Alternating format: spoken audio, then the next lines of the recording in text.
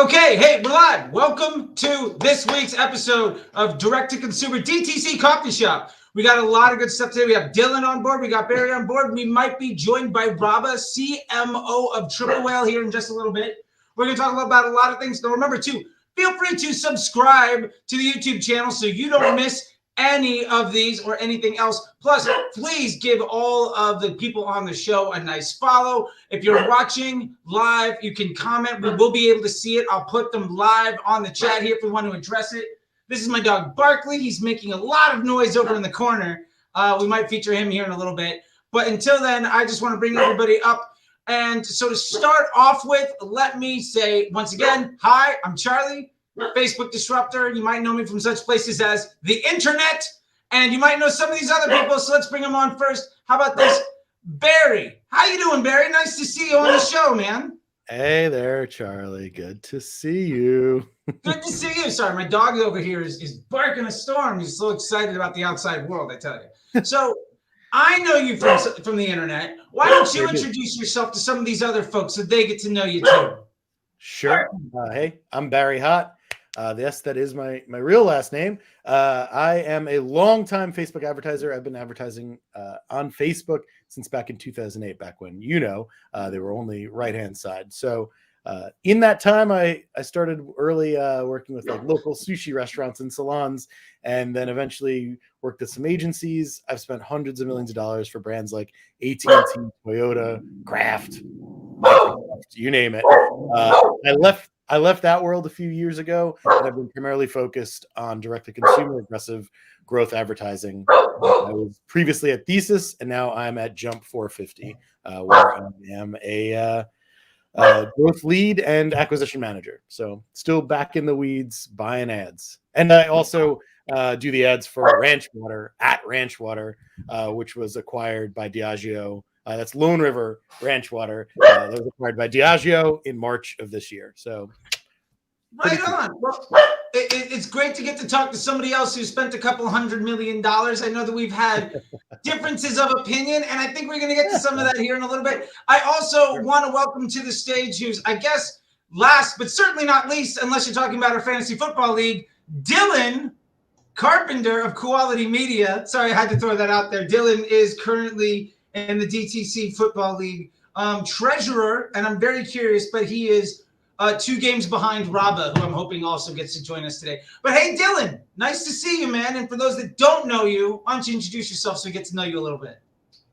Hey, what's up, y'all? I'm Dylan, or Marketer Dylan on Twitter. I'm in the same boat as y'all. I run a bunch of ads, primarily Facebook and Instagram. Probably manage like 2 million a month, but do a little bit of Snap and TikTok as well. And I live in a cave and just do my thing, and I'm happy. So that's me. I love it. I love it. Well, Dylan has been on the show before, and one of my favorite things we had in that show is the hill to die on piece. So Dylan fell on the sword of something, and it was great. So maybe we'll save that hill to die on segment for somebody else this show. If Robert joins us, we'll let him do it. Otherwise, Barry, that might come to you. This could be fun.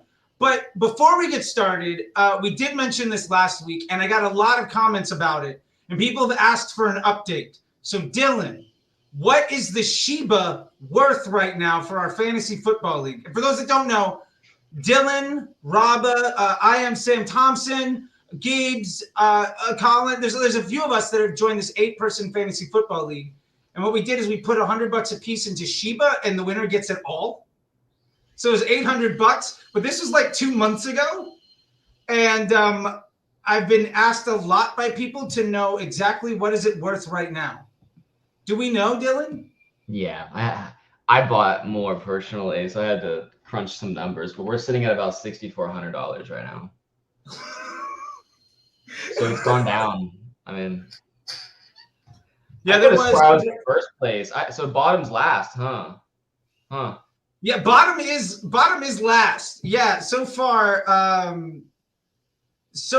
2 wins, 7 losses versus Samuel Thompson, who has 7 wins and 2 losses and played 3 people who are hurt, injured, or on bye last week, and still only lost by about 3 points. Barry, do you play any fantasy football? Does this interest you at all? No? Because we had Brent on last week, and he's like, I'm Canadian. I do fantasy hockey. No, I don't do fantasy anything. I live in the real world, gentlemen. I do All ads, right. fantasy ads, maybe. Fantasy ads. Ooh, that'd be fun. That'd be fun. That's sort of like what we get to do anyway. It's not my money that I'm spending most of the time.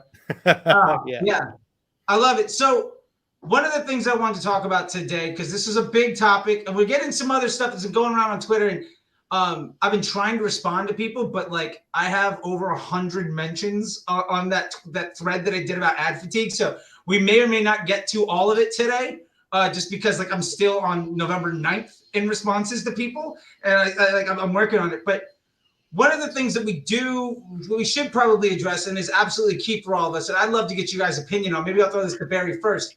But Black Friday, Cyber Monday, how are you sitting with ads like that? Not necessarily strategy, because I feel like we kind of went over a little bit of that before. But like, when are you going live? What is stuff looking like? What are you doing for Black Friday, Cyber Monday right now? There's a few different strategies for a few different clients, which, by the way, as you get to know me more, that's my answer for everything. There are, tons of different ways to do it. I never believe there's any one way. For me personally, I try to do a lot of smooth peanut buttering of everything. Like, I want to be able to see what the natural change is outside of my control as much as I can. So I want to make as few changes as I can when I can help it, right? So a lot of my accounts, we have evergreen just stuff still going live. We're going to switch over, if we haven't already on some accounts, we're going to be switching over to Black Friday, Cyber Monday offer copy with our best performing creative, as well as specific Black Friday, Cyber Monday creative. Some accounts want to be like live with that deal already. Some clients really don't want to wait until they just want to wait until the last minute. So a little column A, a little column B. My preference is just being able to keep the best performing creative, that evergreen creative, live with specific copy is almost always, for me, more successful than like doing huge splashy graphics that say Black Friday. I've seen so many clients that they like wind up just promoting the holiday rather than promoting their brand. They're like, Black Friday, Cyber Monday. And then like what they're selling is like the tiniest thing below that. And I'm like, we've just advertised this day to everyone. But anyway, so and I have a bigger take on that if you want it. Is just that well, maybe we'll come back to that bigger take here in a second, because I definitely want to know. Yeah. What about you, Dylan? It's about attribution. What's that? I just said it's about attribution. We'll get into we can get into that conversation here in a minute. I'd be very excited. And we got somebody in the wings who I think can absolutely help with some attribution conversation. Before we welcome them up, Dylan, what about you for Black Friday, Cyber Monday? You got anything live right now? What are you up to? Yeah, I've launched maybe 2 or 3 different accounts for the holidays so far. We launched one on the 4th. But doing similar things to Barry, I mean, I don't want to fix what's working. So, I mean, typically we'll go about it to where we'll just double the budget and keep everything consistent, to be honest, and then have separate campaigns specifically with more copy. Hey, 25% off site-wide, get this bundle, that kind of shit. So that's a little bit different than how I would have done it in the past, but I wanted to test that earlier in the month, and we just noticed keeping those evergreen on top of it just really helps kind of get some more traffic, because I'm noticing anything Black Friday or Cyber Monday related, it's been taking a little bit longer to catch traction versus how it used to be. I feel like CPMs are a little bit higher. I have changed all of our copy for it. We are using our best performing creatives, but also have custom graphics for it with the big splash and stuff. So we're doing a little bit of everything. We're doing a lot more static images this time of year, I would say, versus how we normally do it. But yeah, I mean, we're testing some lifetime budgets, doing some pre-sales. So rather than having just a solo sale across the whole month, we're doing like, hey, this week we're doing this week we're doing this, which is nice because I'm playing around with some pretty hefty lifetime budgets. Set it for 4 days, give it 15K, let it do its thing. So playing a little bit more with the LTV side of things. But yeah, it's been pretty smooth. I think the biggest thing is to keep your evergreen ads going, because you don't know how the sale ads are going to do, because it's kind of fucking weird right now. Yeah, no, I love that. I think, the sellout piece is absolutely something. I think we covered that a little bit last time too. So I won't get too far deep into the Black Friday, Cyber Monday stuff. Maybe we will. But Barry opened the door on attribution, which makes me feel like what we need here is the CMO of Triple Whale, Mr. Robbo Rahal, live to the stage. Attribution, everybody, old DTC podcast, friend of mine, Mr. Robbo Rahal. Please introduce yourself. Try Triple Whale. Hey, what is up? What is old is new, Charlie. It feels good to be back on the ones and twos together. It's fantastic. Buddy. Yeah, I love it. To be fair, I am a bit of a Black Friday, Cyber Monday curmudgeon. So we'll throw that out there before we get started. I love it. I love it. Well, for those of you that don't know Robbo, Barry introduced himself a little bit, spent a couple $100 million, and Dylan's over here dropping a couple million here and there. Robbo, tell the people about you for a minute. Yeah, absolutely. So I'm a man of the people. I wanted to be an investment banker. Then I had my wits about me. So I ended up getting an economics degree, got really into tech, started running ads. Actually, Charlie and I connected early in my career. He helped me a ton in terms of Facebook stuff. Then I started running ads for a luxury real estate place out here in Austin, and then went to Whole Foods, did all the paid media for the recruitment vertical there. Went to an agency, spent tons of money, particularly on app installs and VC-backed stuff, which we would call it LA math, where it was some very unique numbers, to say the least. I remember our attribution conversations from like 2019. Like, so we could spend $147 to make $3, right? Like, we're good. Yeah, just do that more. We need growth. You're just like, all right, cool, man. So yeah, I spent a ton of money at an agency, then got laid off in COVID, started up my own agency. I kind of already had it, but went full time there, and then recently came on as the CMO of Triple. I love it, man. I love to see the community grow. It's funny. I think I met Robbo and Dylan in person at the same conference in The like ManyChat one. 2018 at ManyChat. Something I didn't know like you were that. there. Look at that. Yeah. No, Robbo was walking by. I was there with the client. I was 310 Nutrition, and the brand that I took them from like 912 to like 95 in about 2 years. Or I was part of it. Let me put it that way. And that's the brand that I first brought into the Disruptor Group when the Disruptor Group was founded. And I was there, and I treated them as a client when I was talking about people on the internet. But I was technically an employee. So Robbo came by. I was like, "Are you here with a client?" And I'm like, "Yeah, I'm with those guys." And like, he saw my screenshots of like the $200,000, $300,000 a day Shopify that I kept posting in Facebook groups. That kept getting me banned because people thought this can't be real. I'm like, "Yeah, it's absolutely legit. What are you talking about? You don't wake up to 60 grand in your inbox? Like, what's going on?" And then later that day, I ran into Dylan at this guy doing mind models. And 3.5 years later, here we are with Barry. This is a beautiful circle. I love it. Now, before we get too much into attribution stuff, I do want to say this is DTC Coffee Shop. So in the spirit of things, I do have some cold brew. Now, this is Cafe Vita from Los Angeles, but they now have only a Seattle location. There you go. I have to go. So this is cold brew made out of espresso. Now, while Robbo goes to get something, I'll also do this because he did a shameless plug. Plant Goods, plantgoods.com. Right now, we're going to make a Charlie to get 50% off. This is good. What's that, Dylan? Use the code Charlie to get 15% off your first order. Oh! Yeah. Oh, You missed that one, D. You missed that one, D. I figured you would definitely be on it. Well done, Barry. Well done. That's amazing. can I just say, so the Liquid Death has been sponsoring my band for like years. I love them. Best advertising in water ever. 100%. Like, I used to say my favorite advertisement was 0 to 60. Yes, for the Volkswagen Beetle. One of the best print ads ever. And then I saw the Liquid Death. It was like, great sale. Buy 2 for twice the price. People say it sucks. And I was just like, oh my God, I'm in. That's wild. Dude, it's brand goals. That and are you guys familiar with Last Crumb? No. Last Crumb. Oh, they're super fancy, crazy, like exclusive bougie cookies out of LA. And it's fascinating because they basically run off a drop model. And they're like fucking impossible to get. And so finally got some. So to give you some context, they're $140, but you got like a 12 pack. But it's like the bougiest, like every email is so it's good. perfect. Yeah. There's so you've had them dealing. Yeah, it's like it's worth the money. Like the experience is so luxurious throughout, like the packaging and the copy, and it's like it's smart, like kind of like that smart brand like Liquid Death. What fascinates me about Liquid Death though is it's such a horrible business.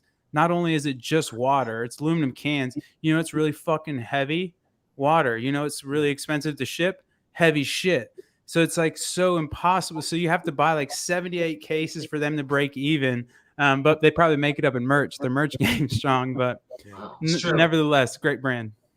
Yeah, I love it. I love it. While we're giving shout outs to brands, maybe we can all come up with a shout out for a brand, and then we'll go ahead and go maybe we'll throw it back to Barry. We've got this like Brady Bunch thing going on. We'll throw it back to Barry with the attribution question. Big shout out to this guy, Asher. I saw them on Shark Tank. And I fell in love with the concept. And I went to the website for this brand. And I fell so much in love with the website that I literally bought it out of respect for the code and the journey. And I then DM'd everybody I knew and was like, who the fuck built this? Because I want to steal all of it. And then I got a DM back from this guy. He's like, oh, I did it. I'm the CMO, or I'm like the co-founder, whatever. And so I built the whole thing. Like I could tell you who hired it, but I'm really busy doing stuff. By the way, also a VC in one of Robbo's favorite brands, Notion, and a VC for Clubhouse. This brand is called Bite Toothpaste. Oh, beautiful website. And greatest website, greatest thing. Plus, they opt you into a 4-month subscription model, which means you pay them 3 times a year. You know what the absolute worst thing to do when you're running a subscription model brand? Remind the customer they're paying you. Right. The absolute king shit of the mountain of this is Amazon. Once a year, I get slapped with $130. I'm like, you bastards! And then forget about it. I'm like, well, I already paid, so I'm not going to cancel. And then February comes around or whatever, and they're like, fuck you, Charlie, $130. I'm like, fuck! I don't even order that much shit. I don't need the free, and I don't watch the TV show. But I forget about it. So, like, I never do it. Anyway, Bite Toothpaste, amazing. So maybe a DTC shout out. If you don't know about the Bite Toothpaste website, holy mother of God. It's amazing. Beautiful. It's really pretty. Are you watching it right now, Dylan? Yeah. It's I want to find the conversion rate. Oh, dude, they're phenomenal. It's amazing. Really Let's throw it over to Barry for a second. You got any D2C brands that you absolutely love? Let's build some love. Let's build some good shit before we get deep down into some other hot takes and fun stuff. I'm a nice person. I might not appear that way on the internet if you got bad advice to people you're trying to take advantage of, but I'm a really nice guy. Yeah. I love one of my clients is like hilariously one of my favorite DCs, which is we lose Charlie. The host dips out. See ya. Well, we're still live apparently. But nuts.com. Nuts.com, I've been working with them for a while. My family genuinely uses nuts.com like prior to me ever working with them. And then like I started working with them and I like shot an unboxing video for them. And then my sister made fun of me and filmed a mocking, like an unboxing video mocking me. And I said, hey, can we use that as an ad? And it was like one of our best performing ads for months. And it was literally her unboxing something while like Mike making fun of me. But there, I mean, literally an incredible, like, it's just it's all the good snacks that you want at the grocery store, but fresher, every nut, anything. Like you can make custom platters. You can make custom trail mix, like any snack you could ever like really want for like working during the day. And it comes in like a resealable bag. I am obsessed. Cool. So I'm thrilled to get to work with them. So I'm biased, of course. And they're not really paying me to say any of that, but nuts.com, highly recommend for everyone. I will vouch for nuts.com. I've been a subscriber for months and months now. Absolutely love it. I found them because the bulk bin at the grocery store in COVID in Los Angeles was basically not an option anymore. It's gone the way of the dodo bird. And I was like, well, fuck it, man. Like, I got my custom. I get my dried raisins. I get my salted almonds. I get my roasted cashew. Double up on that with a Brazil nut and a macadamia. I'm fucking stoked, man. It's like let's cut and print on this. That is an ad. Let's go. We're good. They might not appreciate the profanity or my coffee cup, but whatever. Honestly, I don't think they'll care that much. Fair enough. They're pretty what about you, chill. Dylan? What's a brand you love? First of all, this one's nuts, man. Very good pick, dude. Well, one I just bought, Allbirds, some cute slippers. They're comfy, but I want to give a shout out to Money Bites. I'm a little Money Bites whore. Yeah, sorry, dude. Yeah, I've had to gotten like 70 bags. I'm not gonna lie. In the past like 2 months, I ate a lot of them. So good. Yeah, I like snacks. I'm a snacker. So. What is it? Wait, what's Money Bites? Oh, dude, it's Jared Steffs, I think. I might be mispronouncing his last name, but it's his little brainchild. You know the end of a cone, like the really awesome part with the fudge and like delicious waffle on it. It's just a bag of those. They're so good. Oh, wow. I missed out on the white chocolate drop, and I'm kicking myself for it. He said he's going to let me in on the next one. Where do I get they're them? really good. They're really good. Go to muddybites.com. Oh, Muddy. Oh, Muddy, I think you said money. I was like Googling it. I'm like, Money Bites is something else. No, I thought you guys were NSFW. You know what I'm saying? No, Money Bites. I thought you were talking about. I thought they were like coin-shaped like candies that you were like, oh, I just love eating money like little gelt. gold Hanukkah coins. gelt. Yeah. Or like gummies. Right. Yeah. Muddy. What about you, Robbo? So now that Barry and Dylan have stolen your picks, who's your third favorite? Yeah, I could definitely vouch for Muddy Bites. Modern Fuel, I have not bought their pen or pencils yet, but they're really, really cool. And then I don't know if I'm pronouncing it right, but there's a guy called Ugmonk, or a little thing called Ugmonk, and they has these little like productivity cards. Kind of hard to see them, but it's really pretty. Kind of that's a cool shout out. And then I don't know if you guys know Pool Suite or Vacation Inc. It's a really cool, like super 80s themed kind of thing. They sell merch, and he just got NFTs as well as they have a great like Pool Suite FM. I think it's Pool Suite FM now. They might have changed it. I forgot. They got into some trouble. Poolsuite.net. But it's this beautiful, talking about like gorgeous branding. It's just all 80s, like awesome cocaine champagne era. Miami. It's the fucking best. The guy named Marty and some other.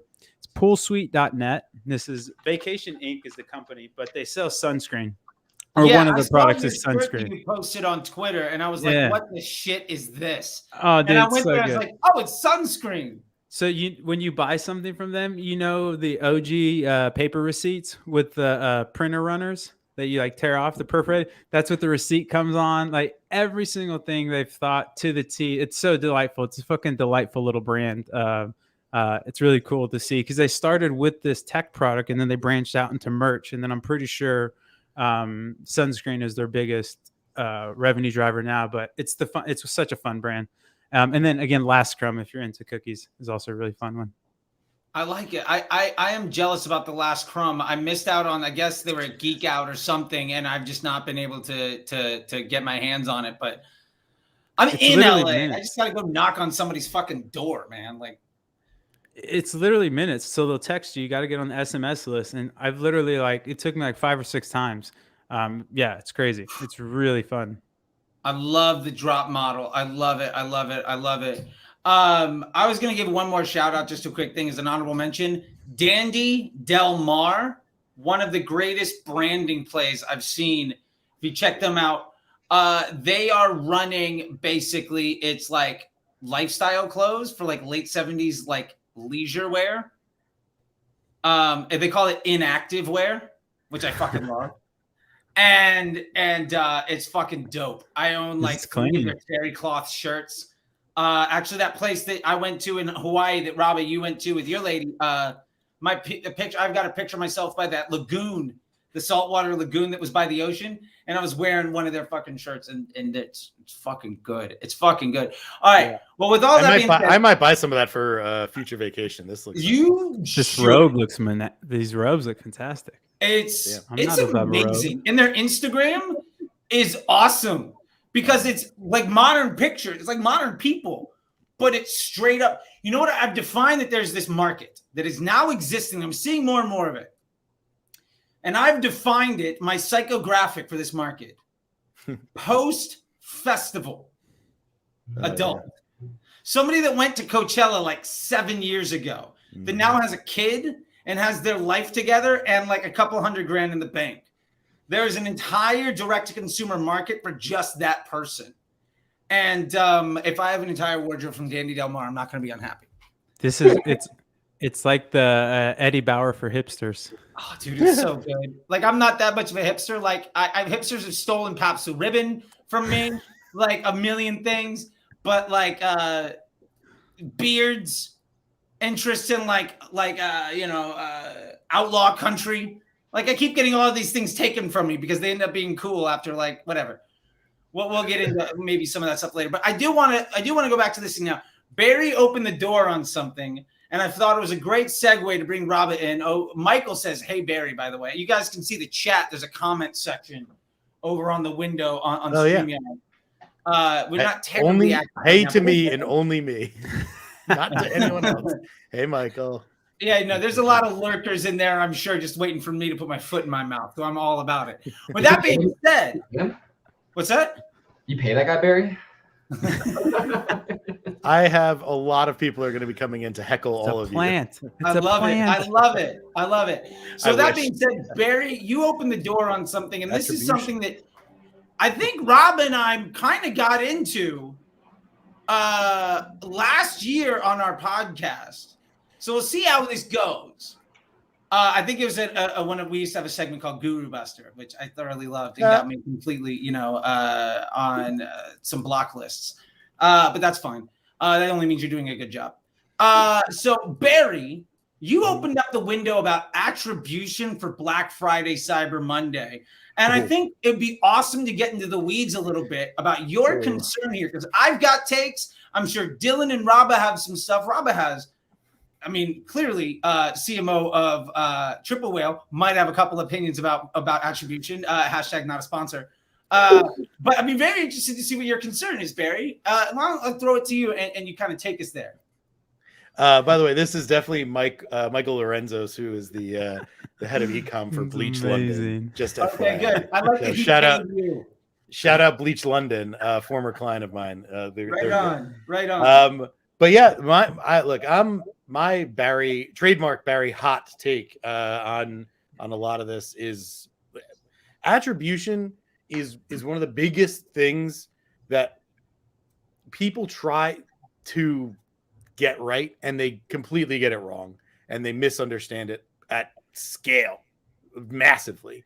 And one of the biggest challenges post iOS 14 is that you now not only have to choose what attribution you want to look at, or what you want to optimize to, but it's also affecting what you can look at in Facebook.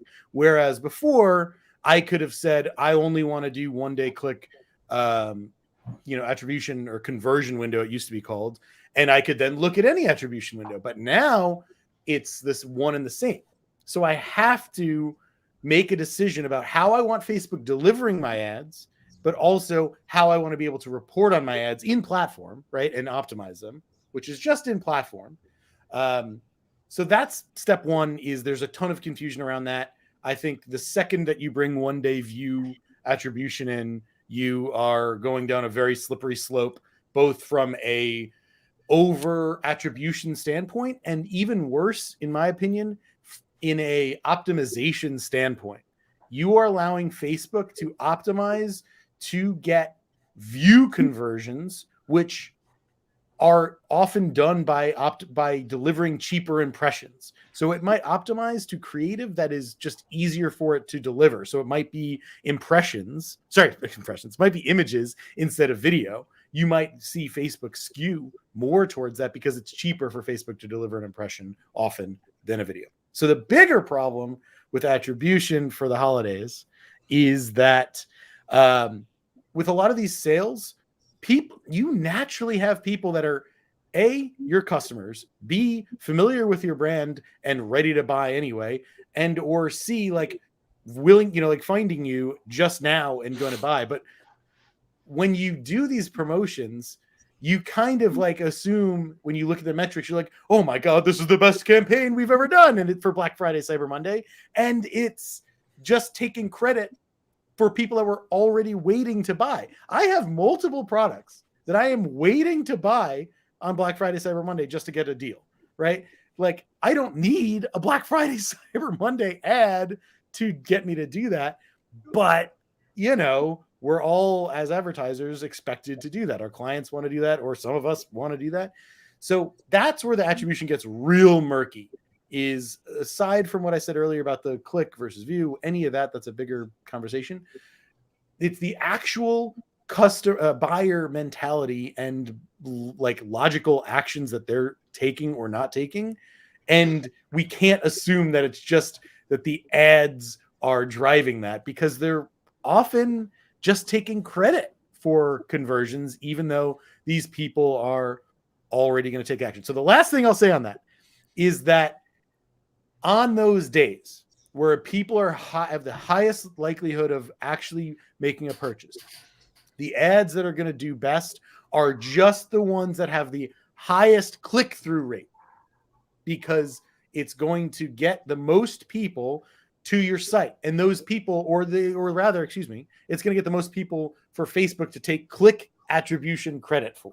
So that is what I see all the time, is like people thinking that their ads did something, but in reality, it's just that they served an ad to someone and they were going to take action that 24-hour period likely anyway. And you didn't create an incremental conversion or sale, but rather something else. You're just taking credit for people that were already ready to buy. So I'll pause there. Sorry for the long verbose speech. I love it. Is it some Dylan, Robbo, you guys want to take this? I mean, I have a take, but mine is going to be considered contrarian, so I'll go last. So I'll jump in. Yeah, I mean, I used to just look at everything in Ads fucking Manager, but now these days you really can't. So I mean, we're only looking at revenue and performance from a UTM perspective. But I would imagine on these actual sale days, I'll be looking a lot more in the returning customer ratios, more or less, to kind of gauge how many are actually new there, and then kind of cross-referencing those with the UTMs and kind of which campaigns they're in, and then kind of ramping up those campaigns that way. So that's kind of how we'll go about it. Because I mean, shit, even last year, I would just slap the computer and money would come out. It was like just double the fucking budget. But this year is going to be a little bit more different, I would imagine. So we are going to be looking a lot more at the returning customer rate to kind of really gauge. As you said, people are already planning on doing all this stuff. But the 1 day view thing, I would love to dive more into this, but that's going to be a long fucking conversation, because top of 7 day click and then retargeting. I'm like, whatever, 7 day click, 1 day view. I really don't care. But it's case by case there, I'd imagine. But yeah, we're kind of in the same boat where we just do everything off UTMs. Robbo, what about you? Yeah, so as I prefaced, I'm a bit of a Black Friday, Cyber Monday kind of curmudgeon, and I know we're supposed to have a little bit of heat on podcasts, but you can do whatever you want, man. Yeah, so I'll rant a little bit, because I pretty much totally agree with Barry. So just looking at it from, take the attribution question aside. So I went to school for economics, so I see everything through basically like the business lens. So just taking that to layer up. If you're going to say like you could run a Veterans Day sale in November, and then I'm going to run an early Black Friday sale. So I'm going to start on Monday, and then I'm going to go all the way to Monday. So I'm going to run 7 days there. You have 8 days. And then on top of that, I'm going to run a VIP sale and give them 30% off from Tuesday to Tuesday. So by the time you take all these discounting, it's like, when the fuck do you make money? Like, why would I want to give the top cohort, my VIPs, the people I know are going to spend the most money, a discount? It's fucking retarded. Give them a product, bundle something else, do something other than a discount. They're going to spend the most money with you. Why would you like? And so going back to, I've had some clients where I'll just spend up to Black Friday, Cyber Monday, and then basically go dark. So I'll overspend the month. And then I know I'm just not going to play in those auctions, because quite frankly, I almost have an aversion to running discount ads. I just feel weird about spending money unless the business and economics work out, right? Like I'm in a $150 or $200 AOV where I know things are going to net out. I feel weird running discount ads because even if you win, by the time the economics net out, even if you just stay at the gross profit level, that's why I track POAS. Even if you stay at the gross profit level, you're leaving nothing in terms of operational expense. So the contribution margin is essentially nil. And so anyways, without ranting too much more on that, that's kind of how I feel. And the same thing as well, like I have some big clients that have really robust emails, and yeah, my ROAS looks fantastic on a day when we send out 50,000 emails. Fucking, what do you think it is? And so I don't know. I to Barry's point, I think attribution is just such a rabbit hole that it's helpful for me to stay at the macro level sometimes just to understand what's going on, because in what world are you going to be able to even hit your month if 7 out of the 31 days or 30 days or 10 out of the 30 days are all going to be at a discount? And usually it's a heavy discount, right? Where you're going to be in the 20 to 30 percentile. So I don't know, without being too much more of a curmudgeon, that's kind of where I stand, where I think it's cool. You should pull the money forward. It's a great cash flow play. Like if you need the money, it's fantastic. But ultimately, like when you look at these people, like I like to actually average my month or November and December together, because a lot of times, to Barry's point, you're just pulling sales forward. Like these people they're just buying up a bunch. And so all the people that were going to buy in September, they bought, or in December, they bought all their supplies at a discount in November. And so you lose that sales cycle in December. And that's why a lot of times you see that big December slump for a lot of products, especially if you're outside of the gifting vertical, because everybody that's purchased is purchased. And you did a good job then, right? Like your Black Friday, Cyber Monday was good. You satiated all the demand, but if you're not concentrating on prospecting and that new customer revenue, you're going to end up squeezing a dry towel in December. I love the squeezing a dry towel reference. That's pretty good. So one thing about attribution, I'll get to that in a second, but I love the conversation about discounting on Black Friday, because honestly, like, especially this year, okay, mini rant for 1 quick second. So first off, if you're discounting your product, what you're doing is you're paying more money, and during times of higher CPMs to make a lower profit margin to acquire a lower quality customer with a lower profit margin on them at a higher volume, so you make less money on each customer. Second, those customers are far less likely to have a decent LTV because they're more price conscious than somebody else indexing that fashion. So you're paying extra money to make less profit on a customer with lower LTV. Now, with COVID in the situation, hear me ask the question, what if you're the dog that does catch the bumper? What if you do sell 20,000 things and your product hasn't left Hong Kong because there's a boat outside of Long Beach, so you're not even able to get it landed for 6 weeks, and then 3 to 5 more weeks until you're actually able to deliver? So you sell a whole bunch of shit at a low profit margin that absolutely crushes your profitability on people that were only going to buy, but now you're getting chargebacks over 1 or 2%, so you can't take payment from Visa anymore. Then you have a warehouse full of product that you can't sell because also, by the way, because you have all these chargebacks and negative feedback, your advertiser score on Facebook is so low that they ban you from even being able to run ads. Now you're in a situation of a fuck ton of stock that you have to pay in order to warehouse, that you cannot advertise on Facebook to deliver, and you cannot take any major credit card to get payment. And you're expecting for this to be a good thing for you. So, like, first off, Black Friday, if you don't run it right, will absolutely fucking tank your business. We see it happen every single year, and I'm really scared right now for a lot of people. There's one ad agency that we all love because they're very super nice, and I asked them a question a couple weeks ago, like, hey, Black Friday, what about fulfillment and stuff? Like, fulfillment's not our issue. And I said, well, is your client being able to be in business next year your problem? And they left me on red, and they may or may not have blocked me again. I'm not exactly sure. Wonderful people. I won't call them out by name because I'm just whatever. Good folks. Robbo has championed them for a long time, and I think they're very good at what they do, but just a concern about knowing your lane. So attribution. Digital marketing has this concept what we call bottom-up attribution, which is basically a lie told by ad agencies to get credit for sales. Attribution is 100% bullshit. If the salesperson at the store is, when you go to a car dealership, is that salesperson that gives you the test drive responsible for the reason that you bought that car? Or is it the 37 fucking television commercials, 3 of your friends, and 43 different billboards you saw on the way, plus 5 news articles and some Googling the reason you bought it? Can you just scale? Like, all I need to do is get this person to take more test drives and we're good to go. No, that's not a scalable solution. Yes, they're a piece of the puzzle, but attribution is absolute bullshit. Thank you, Michael. So the concept of attribution in general is a lie told by ad agencies to customers to try to get larger market share. You want to get your best attribution, get your best ROAS or POAS. I love that. I'm assuming that's profit on ad spend. Yeah, gross profit over total ad spend. GPOAS. Now, does that sound well? G is silent. It's like it's essentially well, it's essentially contribution margin. So it'd be CMOAS. That sounded terrible. Yeah, so I it's got like you, fuck got you. it. Yeah, Gross profit, POAS fine. is good. People, POAS is good. Yeah, we I have like POAS, POAS. NC ROAS. And, So yeah, when I'm measuring stuff, here's what I look at: spend. That's it. That's my attribution model. Spend and time. Those are the only things. I'm currently managing some brands where like we're not even able to run things with any decent amount of attribution or anything.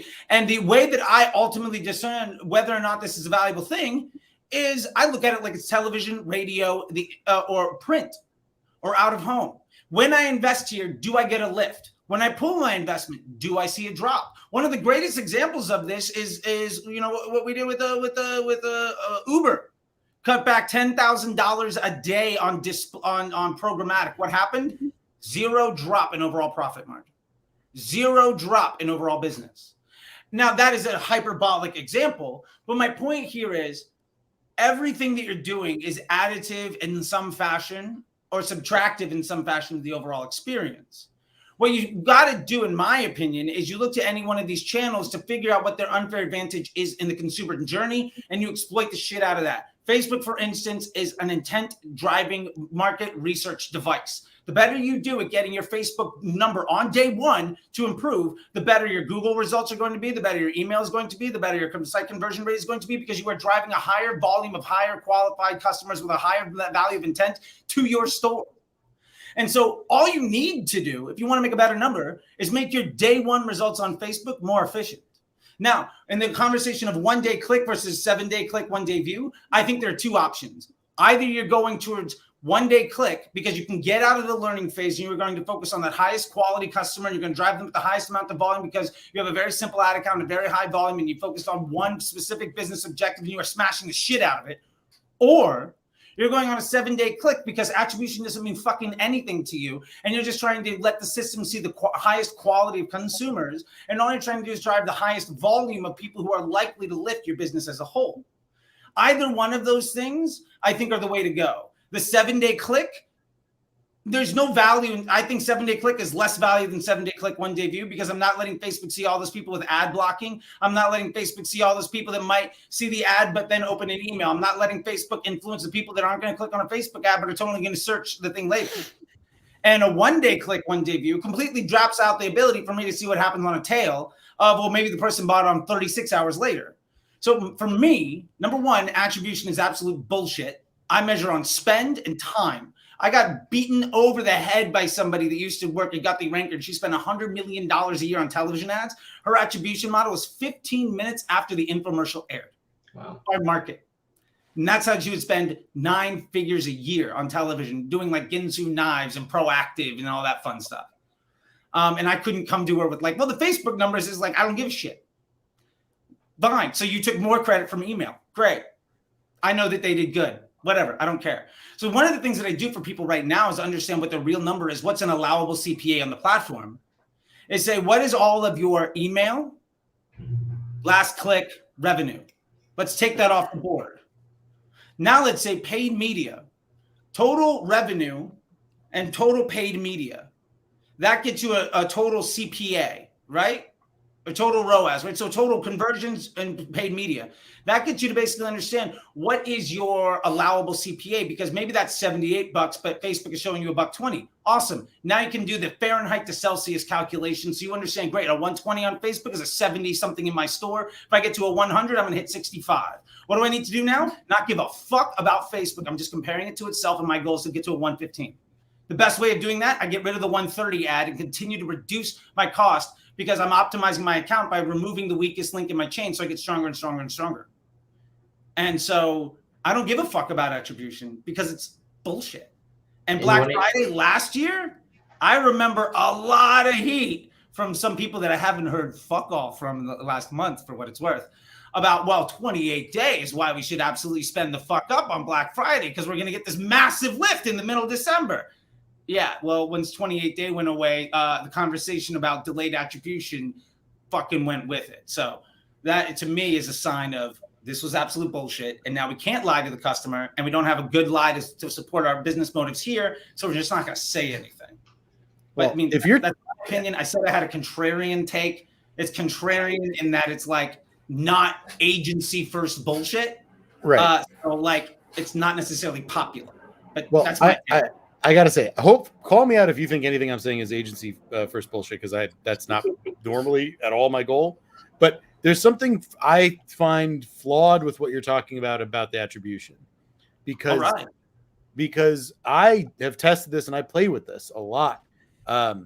When you give Facebook the opportunity to, when you say, I want 7-day click, 1-day view, when you put that setting in, Facebook is going to take advantage of that, and it is going to deliver your ads to different people in different ways than if you do 7-day click only or you do 1-day click only. And by the way, I want to caveat, I'm not saying nobody should use 7-day click, 1-day view. I just think that most people shouldn't. Higher AOV things, probably, okay? Like you need more data in there. But if you are using 1-day view, it is extra, and this is going to be spicy, I think, for you.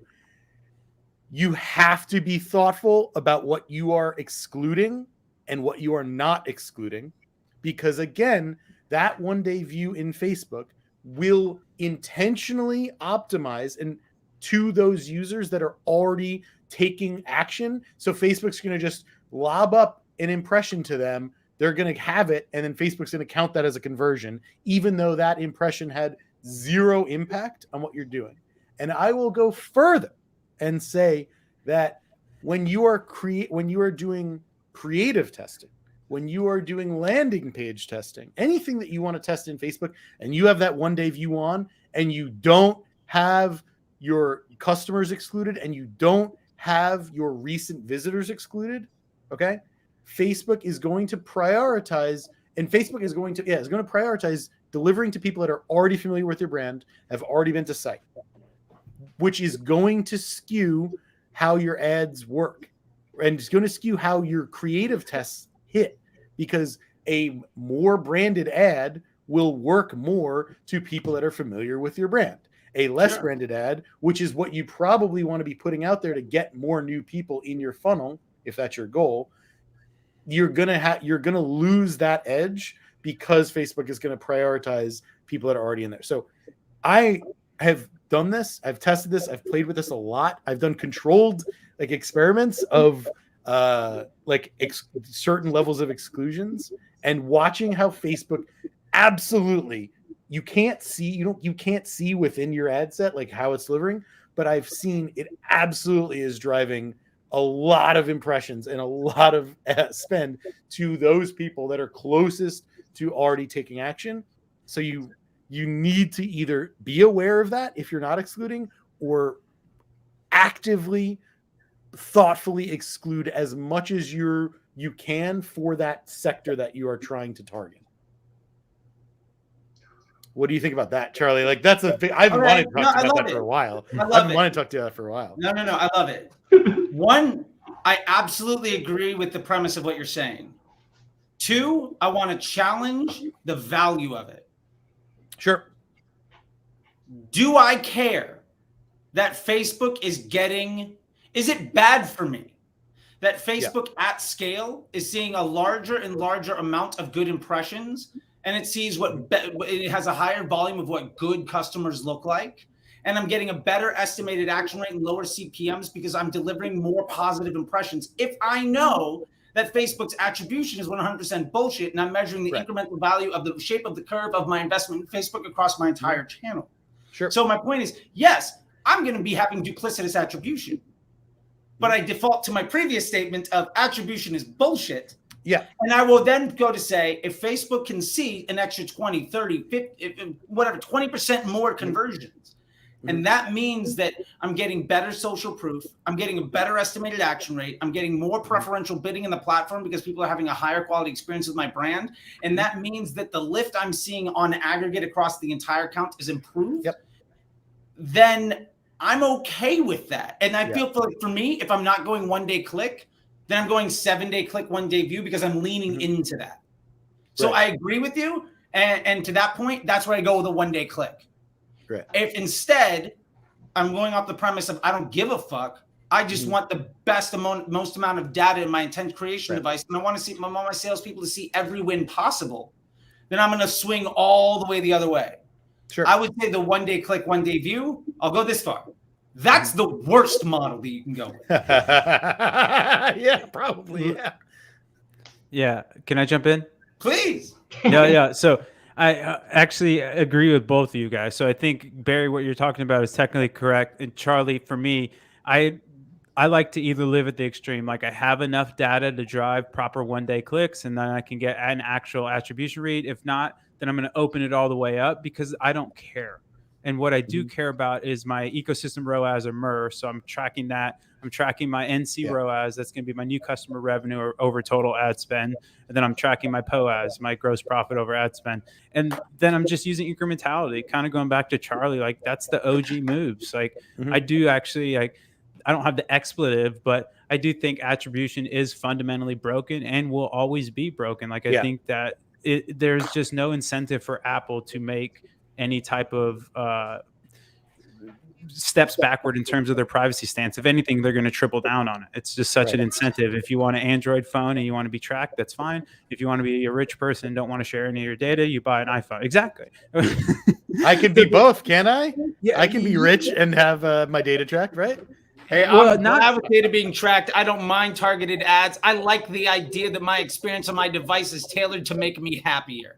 Yeah, but I mean, you guys get the hyperbolic of this, but so I mean, ultimately, I think that that's kind of the to caveat that, though. I do think you should test it, because I've seen some weird stuff before, and you should definitely test what attribution model. But for me, I either open it all the way up, or I have the data to run it at the 1 day click is kind of my jam there. I want to be clear. Sorry. Oh, with what we're kind of talking about, it's funny because this happened to me probably like Monday. So where, hey man, our fucking campaigns are killing it, man. What's going on? I reach out to the client, like, hey, it's a great day to scale, of course. And I get the reply back, oh yeah, we sent out an email to all of our customers on this specific item, and I was like, well, fuck me, because our CPA got cut. It was a fourth. It was a fourth of what it normally was, and I was like, dude, I know what I'm doing. And then of course, we pushed out an email. No, don't worry. And I'm like, fucking hey, dude. So I mean, yeah, that's a great example to where it looks good, but in reality, it wasn't even fucking Facebook by any means. Yep. Yeah, but how did those? By the way, I still want to stick on the attribution conversation, but the whole email thing.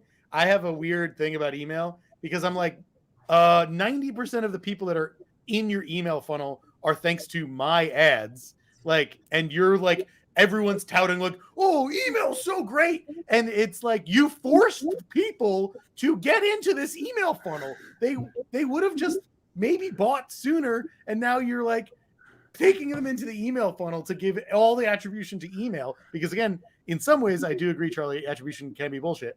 And often is. But this is one of those main ways. Like, holy cow. There are great values to email, especially for existing customers.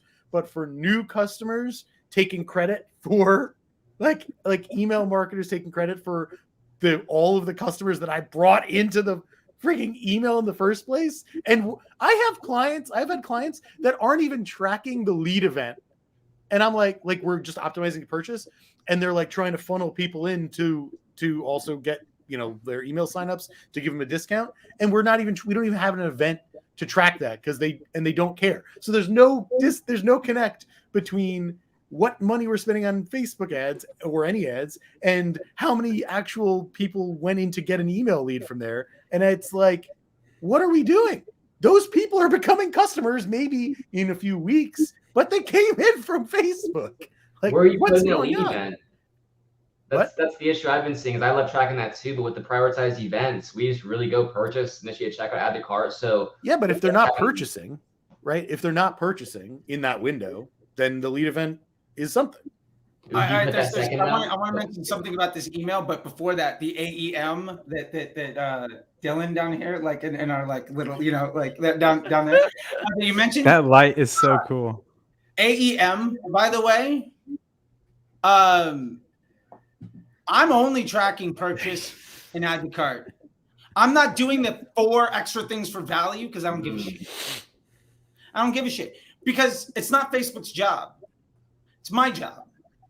My job is to drive the highest amount of customers I possibly can into a good experience. And then it is the website's job and the email's job to get that LTV. I'm not trying to bring in a customer because of extra value, unless I'm running like 14 different offers on my account. Maybe I'm running that would suck. But like, I don't really give a shit. And here's the thing. I think you could easily spend a couple $1 million a year on one offer.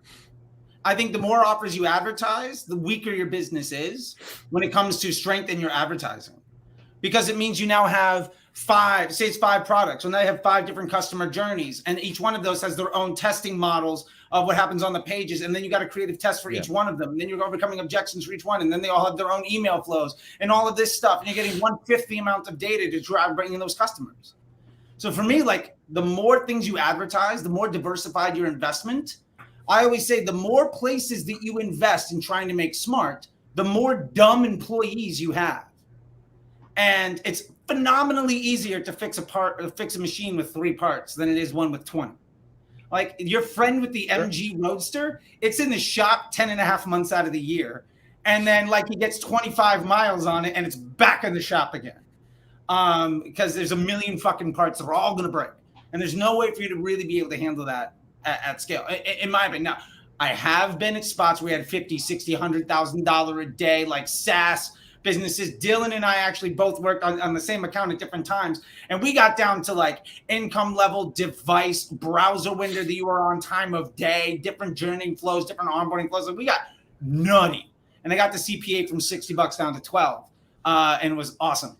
And we ended up cutting spend from 50 grand a day down to 15 grand a day. We had a good time. Anyway, I love this thing because what this is telling, this is getting back to the point about the attribution and all of that. So I don't know how you guys do it. And Robbo, I want to talk with you offline about seeing if I can't get my ecosystem ROAS doc built inside of Triple Whale, because then I'm and I have a brand that I might need to bring into the family. Shopify. Turn it up. Anyway, that being said, we'll have a nice off-screen conversation about it. Hook me up, Bo. Anyway, that being said, I measure by percentage of spend by channel, and then ultimately measure the. I try to basically factor in the contribution to the bottom line, and what I'm looking at for is of my revenue. If I'm getting 30% of revenue from email or SEO, what I know is that means I can run, if I go from 30 to 40, I can run Facebook at a greater and greater loss because I'm getting that revenue. So when somebody says, well, my target ROAS on Facebook needs to be a 3, my response is hire a better email team and get your SEO shit and get your SEM shit together, because I want to run you at a 1 so we can quintuple your spend. Or a 0.5 or 0.25. What's that? I said, or a 0.25 if you can really get, I mean, if you can get people in at a loss and have great look. That's the thing about all of this is this varies so wildly for every business. Yeah, because if you're a business that sells thousands of products, right, then that value optimization really does matter, because you might have people buy multiple things. Sure. If you're running Home Depot, go for value. Exactly. Like that's the big difference there, right? If you have a hero product, then value is less valuable. But I like that. Value is less valuable. That's a good one. Yeah. No, I love it. What are you gonna say, Robbo? You look like you keep saying something. I keep cutting you off. Oh, no. That was just kind of rounding out the points. I think that's absolutely it. I mean, ultimately figuring out, at the end of the day, everybody's lying to you. The only person that's not lying, to is Shopify, right? Like that's actual money in the bank. And the other thing is, you don't want to get like this is in my opinion, this is kind of going to be the mini CMO era, where there's going to be a lot of people that haven't been exposed to like P&Ls or balance sheets or understanding contribution margin or profits and stuff like that. And that's not like a knock on anybody or a judgment. It's just You didn't have to. Like the last 4, 6, 8 years in marketing has just been so bullish that to Dylan's point, like you literally just, hey, something's broken. We're not making money. Hold on, Dylan, slap it a couple times, and like more money just falls out of the Facebook machine. Yeah, I mean that was legitimate. Like it was true. If you had a decent offer, a website that worked, and like somebody half decent doing best practices, like you're going to print money no matter what you're doing. That's not the case anymore, and so it's kind of, it's not a problem till there's a problem. And so that's why I think you're going to see a sophisticated, I don't think all the hullabaloo of like all these agencies going away. I think the ones that are going to go away are the ones that don't, like, I don't think there's going to be any value dissipation. I think it's just going to transfer into more of the strategic role, or possibly partnering more at the profit level to be like, hey, I know we're driving $100 million in revenue, but you owe $1 million to the bank this year. Like, that those are just like, I had a client that literally made $1 million last year, and he netted a negative $22,000. Can you imagine driving $1 million in revs and you have to pay negative 22K? Like, that is just not the path. And so I think you're going to see a lot of that market correction, and the people that are still kind of hanging out in these other arenas that just aren't driving value anymore. Like I hear your point about email, Barry, but honestly, I would rather have a fantastic email program and a shitty media buyer than a phenomenal Charlie buying my ads and some fucking scrub running my email. Like, you need I would to much rather have that better email person too, for what it's worth.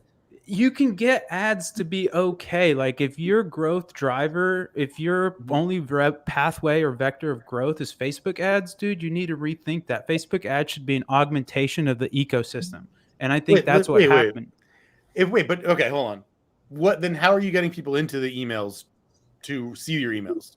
Yeah, so it's creative testing it broad. Let the site traffic come in. No. Maybe I misunderstood. If Robbo, you're saying you don't need good Facebook people, good Facebook ads. No, I'm saying it's an augmentation. And so you need to have a marketing ecosystem. So you have a community built out. Yeah. You have social channels built out. You have SEO where you're writing content. You have all these things that aren't necessarily like, I'm just telling you what I've seen. Like, the best clients that have been able to scale have this foundational thing that they use Facebook and paid media as nitrous. It's not as like getting me from 0 to 1. It's getting me from 1 to 1,000 or 1 to 10,000. And so that's what I see now is like, you used to be able to do that. Dollar Shave Club literally exited off of video and paid media arbitrage. Those days are done. Like, that's not around anymore. And you need to build these foundational people. And I think like people got so caught in the numbers, and they forget that you actually need to build a brand. You need to solve why does this product make my life better? Like, there needs to be that kind of shift back to that. And you need a whole ecosystem around that. Like, paid ads are expensive. And if the only time I'm touching you is me in a product when you're on the shitter scrolling through Facebook, and that's how you're going to grow your company, good fucking luck, man. Anyways, that's my thesis, where it's just like, you shouldn't be running paid unless you're at 25 to 30% of email is driving revenues at those levels, because then you're just leaving money on the table. And to Charlie's point, if you can keep that 30%, or maybe you drive that to 35%, now I can spend more money on paid and I can make this big money wheel spin faster. But if all you're trying to do is bribe Facebook to give you, numbers to people that might call you back for a date, it starts to get long in the tooth sometimes, for me anyways. Couldn't agree more. I got to get going. I got a client waiting on a call. One thing I want to say though, Robbo, what are you doing Saturday, man? You want to come watch some UFC fights? Ooh, possibly. Yeah. Sweet. I'll text up you. north. Hit me up. Cool. All right, guys. By the way, Barry, Robbo and Dylan live like a couple miles from each other in Austin, Texas. Not a couple miles, but yeah, we're in the same city. We love each other. I'll be in Austin in a couple weeks. Oh, are you coming for the CXL thing? No, I don't know what that is. Okay. Oh, hit me up though. What are you coming to town for? Or we should ping offline. I'd love to grab some coffee. We'll talk. I don't want to put my personal info on this live. I love it. How about we'll take this as a thing? Everybody, let's give a little sign off. There's obviously more stuff. We're all on Twitter. Let's go around the horn in reverse order. Dylan, you got to go first, so I'll let you sign off here. Where can they find you? What can they do for you? How can we see you again? What give us the lowdown on the Dylan and the Koality Media and the best goddamn video about what a laptop should look like on the internet. Oh, yeah. It happens. Yeah. So yeah, I'm at Marketer Dylan on Twitter. I post a lot of random stuff. Sometimes it's valuable. Sometimes it's me blowing an engine and wanting a bigger engine. Yeah, hit me up. You can ask me anything. I reply to most things. It's not spammy or scammy. But yeah. Right on. What about you, Robbo? Yeah, thanks for having me. Follow at Try Triple Whale. Follow Barry. Follow Dylan. Follow Charlie. And then if you want to give Charlie some money, he has a really good course. Ooh. Oh, and Whale Mail. Follow, subscribe to Whale Mail. Yeah, We're really Whale Mail. And at Robbo Rayhill, by the way, you're tagged in the description here. So please give everybody here a follow. I try to make this full of good people. And then yet another great person on here is Barry. How can we find you? Because it's not Barry Hot. It's Bing Hot. Bing Hot. Yeah, that's been my long time handle. But I think I'm just Barry Hot on YouTube, where I've had 2 videos up. I'm trying to get some more content up there live, talking more. But check out at Ranchwater on Instagram. Go find it in a local store. It's delicious. It is a hard seltzer that absolutely does not suck, and it's not sweet to gross garbage. It's 4%. You'll have a good time. I'm very fortunate that I worked on a project that the product is actually absolutely delicious. So I'm honored to get to be part of it and be able to actually talk about this thing that I love, because I really do love it. So go try it. Actually, if you guys want, I'll make sure I'll send you guys each some, so we can. Sure. Yeah, people I love it. Hit us up on the back channel. Nice. Very, I love it. Well, once again, hey, I'm Charlie. We'll do this again next week. I really appreciate it, guys. Like I said, I think we had a lot of fun here. We talked about a lot of really cool stuff. I know Dylan has to go, Robert. Everybody, I really appreciate you guys doing this thing. If I remember correctly, next week we might have Robbo. We might have Brent, and maybe Dara will be on here, which will be awesome. We'll get another little bit of thing in here. We got a lot of other stuff going on. I really appreciate it. You can find me at CT the Disruptor on all of the things. And yeah, I got a lot of fun stuff. If you want to know how to run Facebook ads, you can follow me, or you can listen to other people and know what happened. You're supposed to do 3 years ago. That's my hot take. Whatever. I love it. Thank you guys so much. I really, really appreciate it. With that, best of luck to you all. And Robbo, Dylan, I got trade offers for you guys in the league, so I'll see you guys. Let's do it. Sheep to the moon. Thanks for the conversation, Barry, Dylan. We'll talk soon. Thank you all. Bye, guys. Cheers. Bye.